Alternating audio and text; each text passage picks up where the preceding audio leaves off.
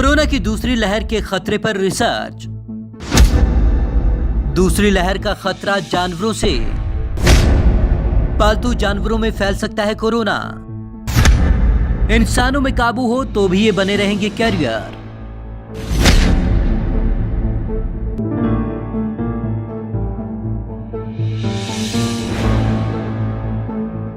Corona virus आसानी से इंसानों का पीछा छोड़ने के मूड में नहीं है। यह तो तय है कि कोरोना वायरस जानवरों से इंसानों में फैला और अब इसकी दूसरी लहर का खतरा भी जानवरों से है। दूसरी लहर का कारण बन सकते हैं जानवर। अगर इंसानों में वायरस को खत्म कर दिया गया तो भी महामारी की दूसरी लहर का कारण जानवर बन सकते हैं। इनमें कोरोना वायरस बड़ी संख्या में मिल सकते हैं। ये दावा यूनिवर्सिटी कॉलेज लंदन की रिसर्च रिपोर्ट में किया गया है। लैंसेट जर्नल में प्रकाशित शोध के मुताबिक कोरोना महामारी को रोकने के लिए दुनिया भर में जानवरों की आबादी पर नजर रखने की जरूरत है। पालतू जानवरों में संक्रमण का खतरा ज्यादा। शोधकर्ताओं का दावा है कि इंसानों के पास रहने वाले जानवरों में अगर वायरस पहुंचा तो ऐसे मामले बढ़े तो महामारी की दूसरी लहर आ सकती है।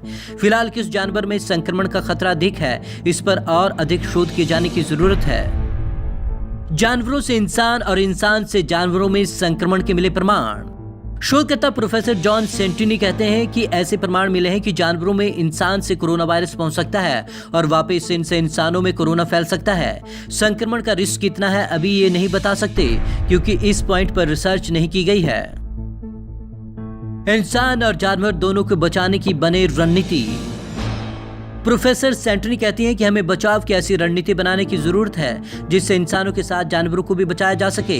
कोविड-19 की शुरुआत चीन में हुई थी जिसमें वायरस का वाहक चमगादड़ को बताया गया था। चमगादड़ से किसी दूसरे जानवर में कोरोना पहुंचा और फिर इंसानों में यह फैला। कई तरह के जानवरों में फैलने का खतरा।